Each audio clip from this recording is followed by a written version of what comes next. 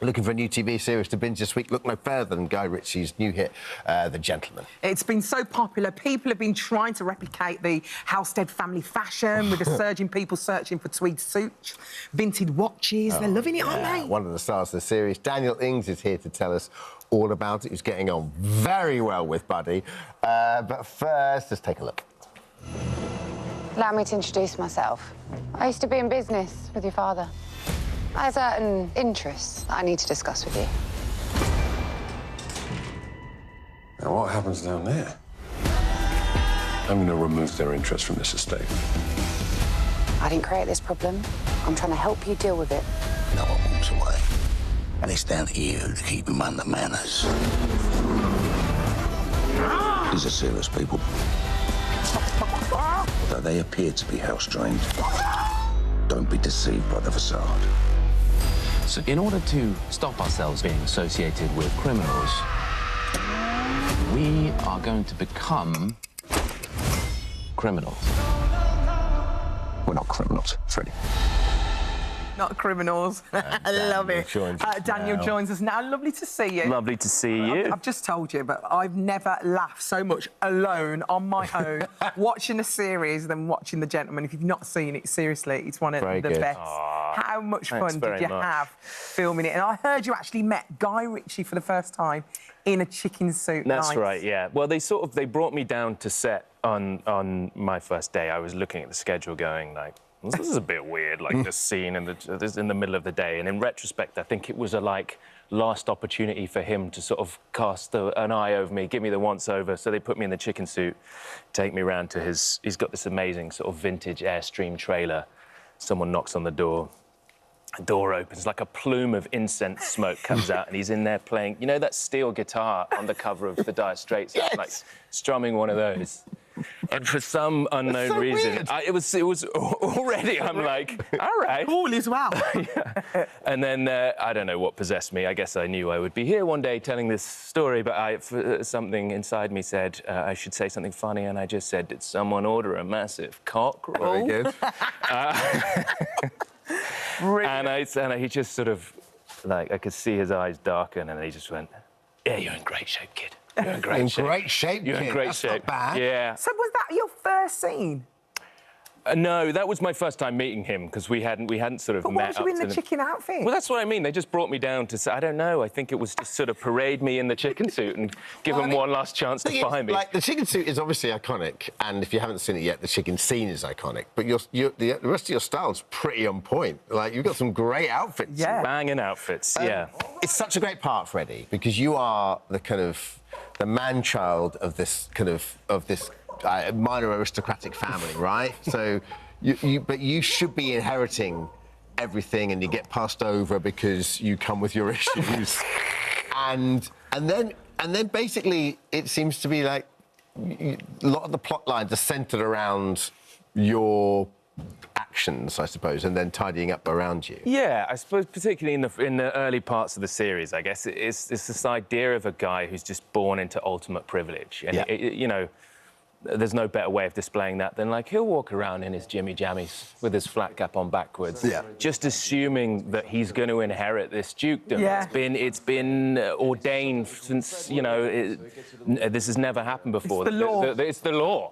It's primogenital, is what it is. And you know, and so the moment that rug is pulled out from underneath him, sort of chaos ensues. And I think it's fun to see someone stripped bare in that way, not literally, although, you know, close at points. Always. Can I just ask, is that scene where you slipped in the chicken, was that real and they kept it in? That's right, yeah. Oh, I know, it was the first one. I was psyching myself up because I'd sort of... The way Guy Ritchie works is, like, he'll pretty much give you, like, the beginning and end of a scene, and then what happens in the middle. So you really slipped and you thought, do you know what, I'm just going to keep that in? Because you remained in character and carried on. Well, they called cut, annoyingly, and we were all like, no! That was...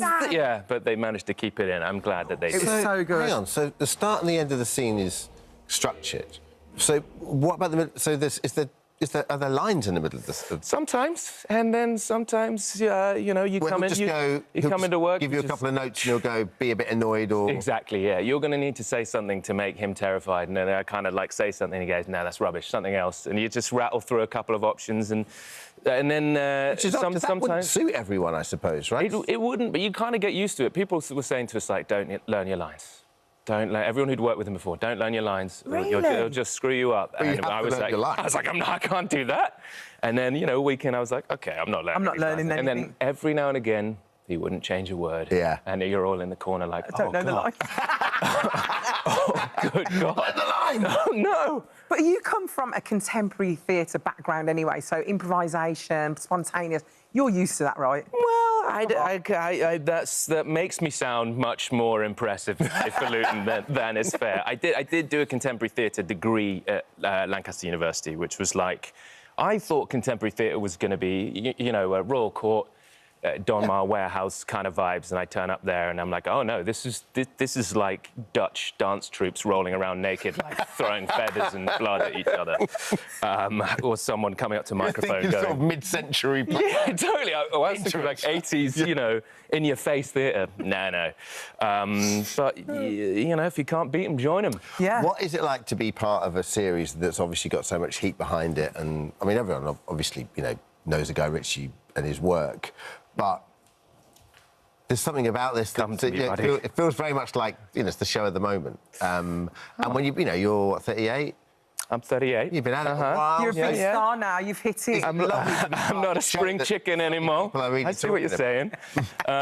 Say again, sorry. Well, is it kind of lovely to be part of that? You know, you're doing a show that's a hit. It is. Now people are recognising you in the street. Is that kind of good? It is. Is it disconcerting? Is it? It's disconcerting when, like, I've had, you know, walk past some builders who squawked chicken noises at me the other day. But then again, I think it kind of means that people are connecting with it. Do you know what I mean? It's because they've enjoyed it, and you always do this stuff because you want people to see it and you want people to enjoy it, and you always think it's gonna. Everything you make is going to change the world and cure cancer, and then it comes out and you're like, all right, maybe that didn't pan out, that one. Good cast as well. Great cast, You knew Theo James from drama school, did you? I did. We'd been to drama school together. So what was it like, just being back together again?